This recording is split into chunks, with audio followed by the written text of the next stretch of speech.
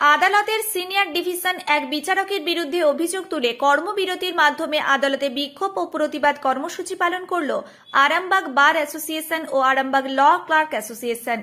এই উপলক্ষে সোমবার আরামবাগ আদালত চত্বরে তীব্র উত্তেজনার সৃষ্টি হয়, এমনকি চোর চোর স্লোগানও দেওয়া হয়। অভিযোগ, আইনজীবীরা আদালতের প্রধান ফটকের তালাও ঝুলিয়ে দেন। এর ফলে এদিন ওই নির্দিষ্ট বিচারপতি ছাড়াও অন্যান্য এজলাসের কাজ বন্ধ হয়ে যায়। আন্দোলনকারীরা জানান, ওই বিচারপতির বিরুদ্ধে দীর্ঘদিন ধরে নানান অভিযোগ রয়েছে। তারা জেলা আদালত ও উচ্চ আদালতকে বিষয়টি জানিয়েছেন। এমনকি প্রায় 4 মাস ধরে তার এজলাস বয়কট চলছে। তারপরেও কোনো কাজ না হয় এদিন তারা বৃহত্তর আন্দোলনে নেমেছেন। এখন শুনুন এ বিষয়ে আন্দোলনকারীরা কি জানাচ্ছেন। দেখুন, আমাদের তো বয়কট এখনো চলছে। তো চিৎকার চেঁচামেচি বলতে আমাদের যে শান্তিপূর্ণ অবস্থান বা শান্তিপূর্ণ অবরোধ বিক্ষোভ চাই বলেন বা আন্দোলন, সেই জায়গাটাকে কোনোভাবে যদি মনে হয় যে তুলে দেওয়া হবে বা আমাদের আন্দোলনটাকে ব্যাঘাত ঘটানো হবে, সেক্ষেত্রে আমাদের তো প্রতিবাদ করতেই হবে, সেইটুকুই আলোচনা। প্রতিবাদটা বলতে দেখুন, আমাদের সিনিয়র ডিভিশন মানে সাবজেক্ট যেটা বলি আমরা, গৌতম নস্করের এজলাসে দীর্ঘদিন ধরে সাধারণ বিচারপ্রার্থীরা এসে হয়রানি হচ্ছে। একটা জাজমেন্টের রেকর্ড, সেটা 5টা দিন পড়ছে। 80 বছরের বৃদ্ধ, তিনি সকালে এসে হাজিরা দিচ্ছেন, 5টার সময় তাকে জানানো হচ্ছে আজকে হলো না, আপনি পরের দিন আসুন, আজকে সময় নেই, আপনি পরের দিন আসুন। তাহলে একটা 80 বছরের বৃদ্ধ তো 5 দিন ফেরাচ্ছেন। একটা ইনজাংশন হিয়ারিং হচ্ছে 5 মাস বাদে দিন করছে। তাহলে 5 মাস বাদে যদি ডিউটি করে, তাহলে তিনি বিচারপ্রার্থী হয়ে এসে কি রিলিফ পাবেন? মানুষ তো, সাধারণ মানুষকে কৈফিয়ত দিতে হয় আইনজীবী দিকে। আমরা সেই সাধারণ মানুষকে কৈফিয়ত দিতে পারছি না যে কেন এই বিলম্বিত, কেন এই কারণ। কারণ আমরা চাই বিচার প্রক্রিয়া সুষ্ঠুভাবে চলুক, যাতে সাধারণ মানুষ আসে বিচার প্রার্থী হয়ে। কিন্তু ওনার যে বিলম্বিত বিচার ব্যবস্থা, তাতে কিন্তু সাধারণ মানুষ হয়রান হচ্ছে। সেই কারণে আমরা 27 দিন থেকে বয়কট করতে বাধ্য হয়েছি। ওনারই একমাত্র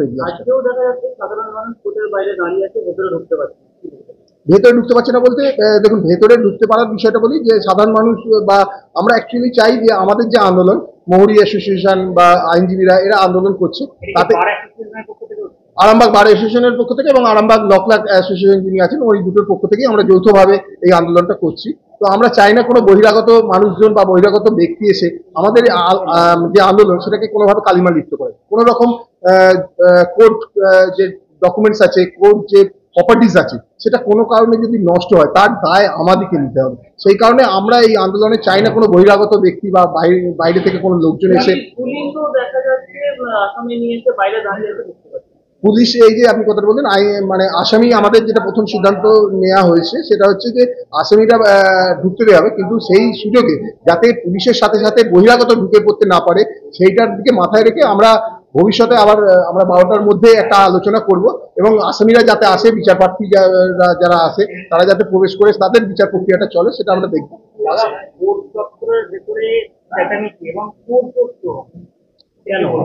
চোর চোর স্লোগান বলতে দেখুন, কোনো ওই যে বললাম প্রথমেই, আমরা কিন্তু এটা বন্ধ রাখতে পারিনি, কারণ বাইরে কিছু লোকজন তখন ছিল, আপনারা যখন ওই সমস্ত স্লোগান তুলেছে, তো তখন যখন ছিল এবং এইরকম একটা ক্যাওয়াস তৈরি হচ্ছিল, আমরা তখনই সিদ্ধান্ত নিই যে বাইরের লোকজনকে আমরা প্রোহিবিট করবো, মানে আটকে রাখবো, যাতে কোনো রকম ভাবে বিশৃঙ্খলা আমাদের আন্দোলনকে প্রভাবিত না করতে পারে। কারণ বহিরাগতরা এসে বিভিন্ন কথা বলতে পারে। এই যে আপনার কাছ থেকে শুনলাম এরকম স্লোগান দিয়েছে, এটা কখনোই আমরা বলি না বা আমরা সেটাকে সাপোর্ট করি না, কিন্তু বাইরের লোকজন এলে তো আমরা সেটা তাদের মুখ আটকে রাখতে পারবো না, সেই জন্য হয়েছে এবং সেই কারণে আমরা মেন গেটটা বন্ধ রাখতে হয়েছে। আমার নাম সুকান্ত হালদার।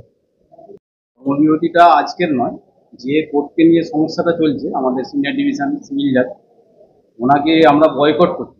কর্মবিরতি বলতে ওনাকে বয়কট করছি। ওনার এজলাসে কোনো কাজ আমরা করছি না, কেননা লিটিগেন্ট পাবলিকদের প্রচণ্ড হ্যারাসমেন্ট করেছেন আর করেছেন, দীর্ঘদিন ধরে করে আসছেন। এর আগে এসিজিএম কোর্টে ছিলেন, তখনও এই সিচুয়েশনের সম্মুখীন আমরা হয়েছি। তখনও এইভাবে ওনাকে বয়কট করার ফলেতে এবং এই আন্দোলন করার ফলেতে ওনাকে শিফট করে উপরে অন্য কোর্টে পোস্ট দিয়েছিলেন, কিন্তু সেখানে ওই একই জিনিস চালাতে থাকেন আর থাকেন। আমরা বহুদিন ধরেই চেষ্টা করে ওনাকে কোনোভাবেই পথে আসার কারণে আমরা বাধ্য হয়ে 27 তারিখ থেকে ওনার এজলাস বয়কট চলছে। টোটাল কোনোরকম কোনো কাজকর্ম আমরা কেউ করি না এবং উনি লিটিগেন্ট পাবলিকদের সাথে দুর্ব্যবহার করেন, কোনো কাজ, কোনো রিলিফ দেন না। সারাদিন বসিয়ে রেখে সন্ধ্যেবেলায় এটা হলো না, আপনি বাড়ি যান, এতে হবে না, আপনি কেন এটা নিয়ে বসে আছেন, দুর্ব্যবহার করেন, করেন এবং অন্যান্য নানা রকম সমস্যা ওনার এজলাসে হয়েছে। সে কারণে আমরা উপরে অনেকবার জানিয়েছি, বিভিন্ন জায়গায় জানিয়েছি, সেগুলোতে কোনো কিছু কাজ না হওয়াতে আমরা বাধ্য হয়ে ওনার এজলাস বয়কট করার সিদ্ধান্ত নিয়েছি এবং দীর্ঘ প্রায় 4 মাস হতে চলছে। আমার নাম সৈয়দ ফারুক রশিদ,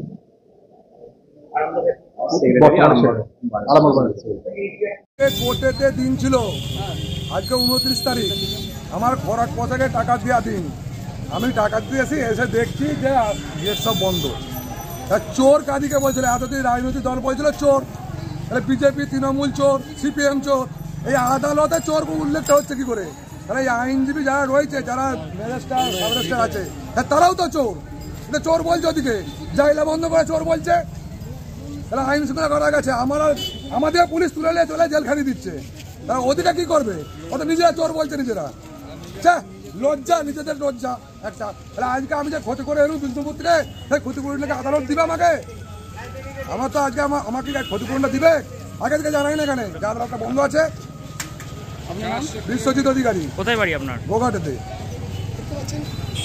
এখানে কি আজকে ডেট ছিল আপনার? হ্যাঁ, আজকে 29 তারিখ আমার ডেট আছে। আমাদের এই কোর্টে কেস আছে, ঠিক আছে।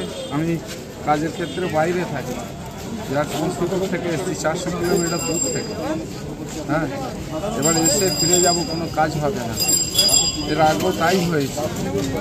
এবার আমাদের সমস্যার মধ্যে পড়তে হয়, আমরা ঠিক মতো সময়ে ডেট পাই না। যে এর আগে ওয়ারেন্টও হয়েছিল, একবার এসে ফিরে গেছিলাম। এবার আমাদের উকিল সাহেবা আছেন, সবসময় হয়তো সঠিকভাবে হয়ও না। হ্যাঁ, জজ সাহেব এবার অনেক ক্ষেত্রে উনি হয়তো ভিতরেও ঢুকিয়ে দেন। ওই কি কেস আছে আপনার?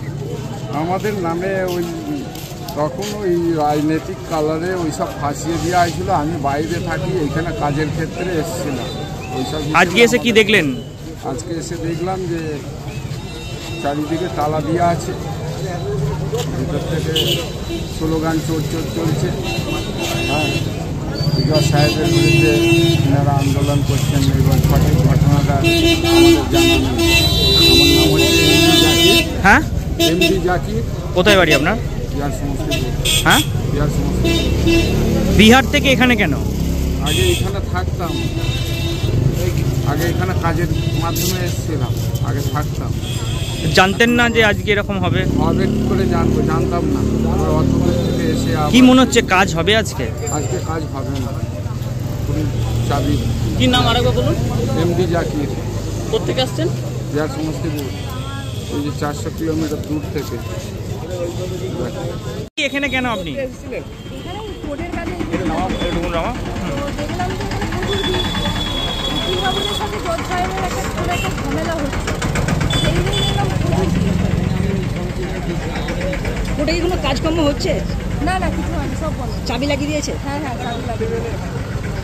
এখানে কিছু তো কাজ হচ্ছে না, সব বন্ধ। বিরাট কি চেঁচামেচি হচ্ছিল? বিশাল চেঁচামেচি, এখানে চোর চোর স্লোগান উঠছে। কারা চোর চোর স্লোগান করছিল? যত সম্ভব উকিল সাহেবরা। আপনার কোথায় বাড়ি? আমার বাড়ি জয়রামপুর, আমার নাম তনুশ্রী লাগবে। সব ছেড়ে ছুড়ে আমরা তো পালাবই, ফুল স্পিডে দৌড়ে যাবই। আমরা খেলবো, শিখবো, পড়বো, নাচবো, নতুন বন্ধু পাতাবই। কিচি কিচিতে, কিচি কিচিতে। বাচ্চাদের কিডজি থেকে দূরে রাখা অসম্ভব। কিডজি, ইন্ডিয়ার ফেভারিট প্রি স্কুল।